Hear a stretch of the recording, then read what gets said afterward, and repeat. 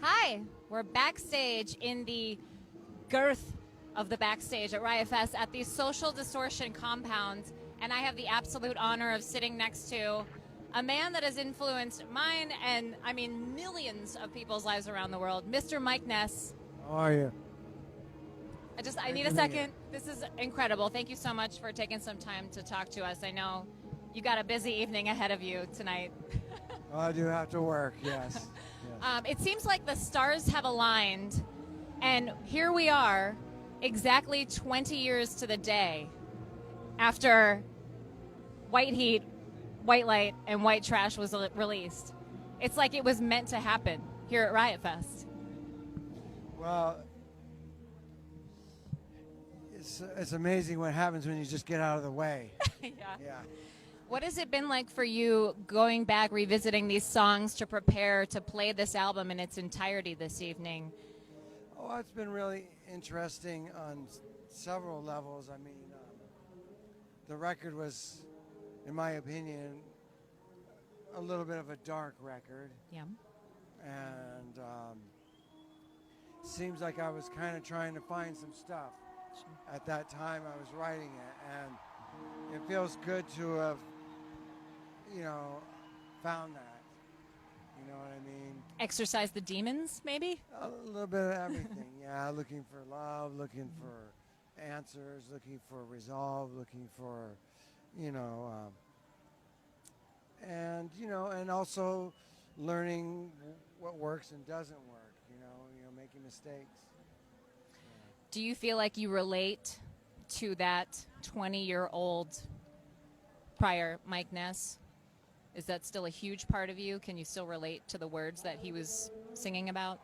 Absolutely, because, some of the stuff is still, currently, part of my life.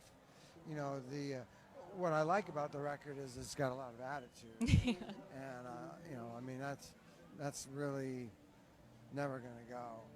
It's part of my, it's just there. And,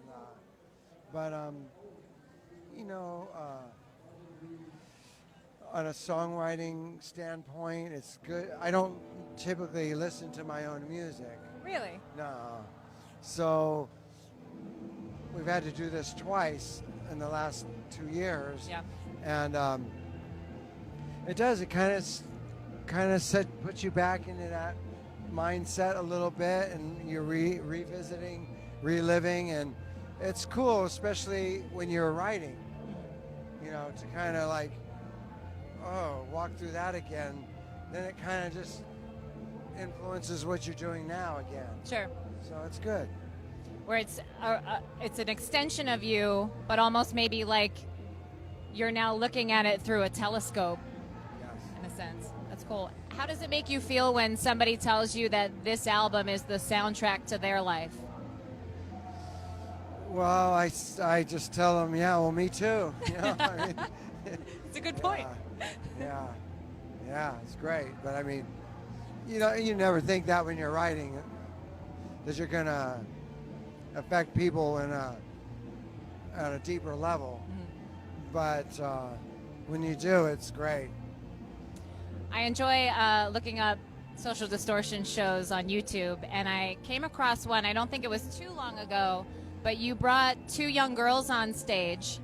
I think they were 14, and you were giving them a life lesson on, math is important because of your finances, and spelling's important because you never know, you might be the next Mike Ness writing amazing music, and history's not so important because it's edited.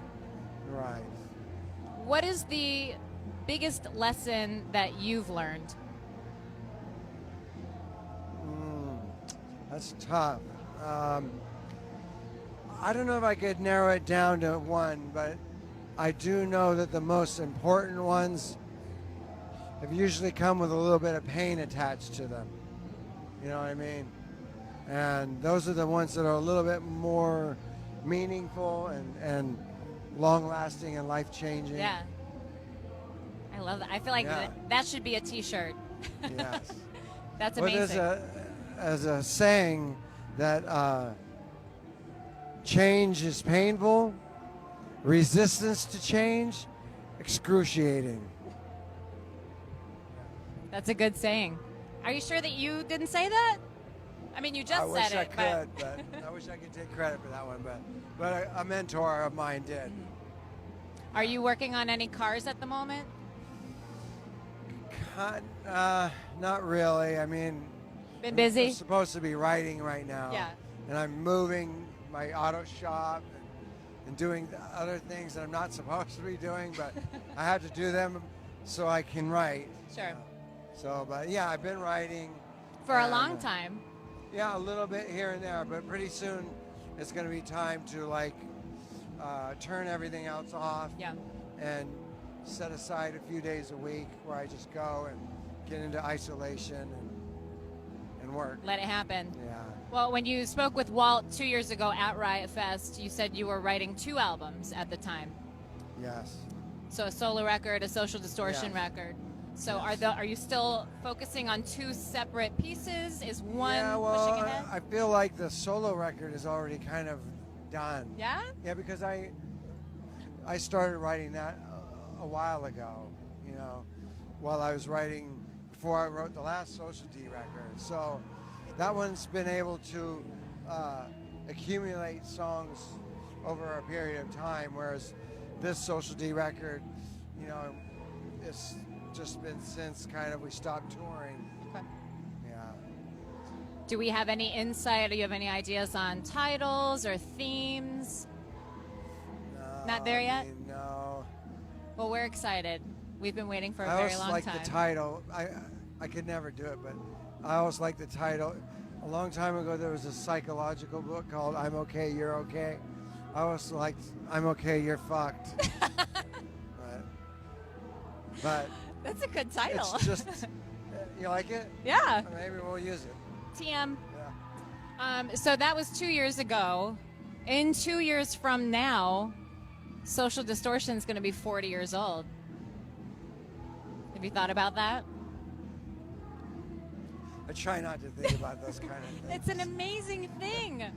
How many bands can say that?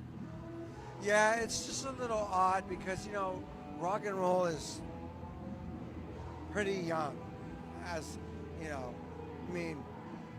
The black guys were doing it in the 40s, but, it hit mainstream America in the 50s. Yeah. And then it evolved, every 10 years it evolved into something else. But, it's a tough thing to, you want to evolve, but you want to evolve gracefully. Sure. You don't want to try to dress like a 20-year-old when you're 50, and you know what I mean? For me. Yeah. For me, it's just been let it be what it is, and that's what I think the fans have always appreciated. When I started Social Distortion, I was writing about rebelling against mom and dad and the cops. But it would be ridiculous if I was still writing about that. Sure. I live with my mom. I'm 50. But but I'm not worried about it. I think that we're one band that can pull it off. I definitely agree, and I certainly don't think you should be worried about it. I think it's something that should be celebrated. I think we should plan a huge party. It should at least last. Chicago? Definitely Chicago. Okay. Maybe a week long in Chicago, because we deserve it. Okay. But I look forward to seeing Social Distortion in 80 years. Well, not from today. That might be a little bit too much to ask. To be 100. But, however, you're doing a really good job. We were having a discussion about our Vitamixes and all your fruits and vegetables. You look great. Thank you. I cannot wait to see Social Distortion take the rock stage at 7:15 at Riot Fest tonight. And I can just tell you what an absolute honor it has been to have a couple minutes of your time. Nice to meet you. Nice to meet you too. Mike Ness.